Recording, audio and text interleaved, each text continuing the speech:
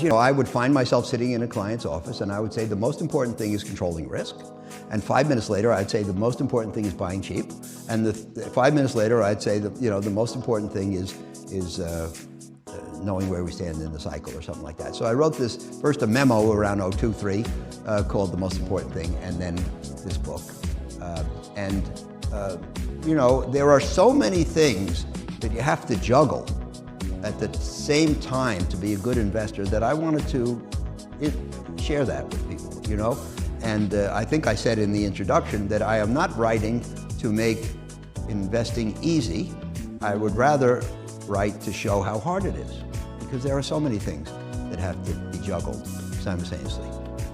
But if you take an area like investing and you try to make it seem easy, you're really doing people a disservice.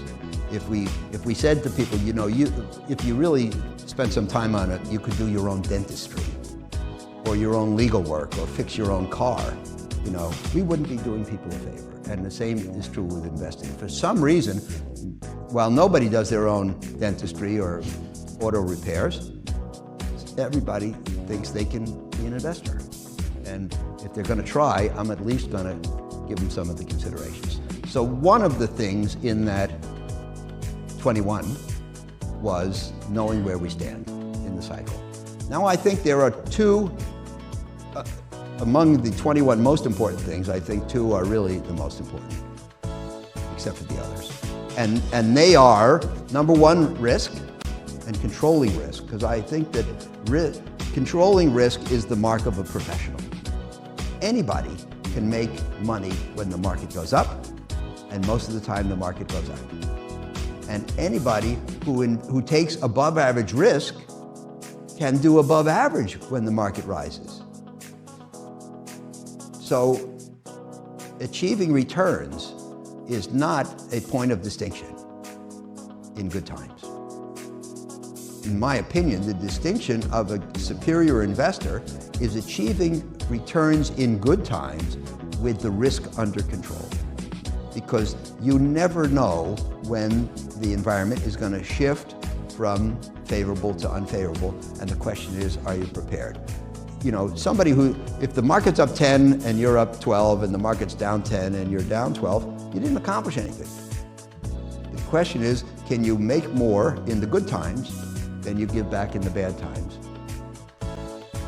And then I think the other thing that's most important is the cycle and where we stand in it. I don't believe in predicting the future. We never know where we're going. We should understand the present. And where we are in the present, where the market is relative to its cycle, tells you something about the odds that govern the future. Doesn't tell you what's going to happen tomorrow, but I believe that we can only understand, since the world is an uncertain place filled with randomness, we can't know what's going to happen in the future. But those of us who see the world more clearly than others can have a superior understanding for the probability distribution that governs the future. What things can happen, which are most likely, which are somewhat likely, which are unlikely. If you have that consistently, you are a superior understander, and you can be a superior investor. So I think the question is, what today is the probability distribution that governs the future?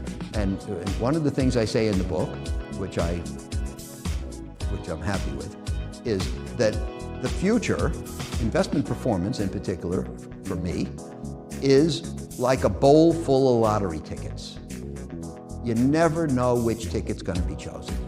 Sometimes the bowl has 70% winning tickets and 30% losing tickets. Sometimes it has 70% losing tickets and 30% winning tickets. Wouldn't it be nice to know the difference? I think it's possible.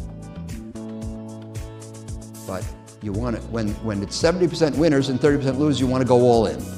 You want to invest heavily in aggressive securities. And you reach into the bowl, or maybe the gods of fate reach into the bowl and they pull out a ticket and it's a loser. So, you know, as my best friend Bruce Newberg says out in California when we play backgammon, which is a game that's dominated by dice, there are probabilities and outcomes. We can get the probabilities on our side. That does not ensure a favorable outcome, but it's the only thing we can try to do so, and that's what the book is all about.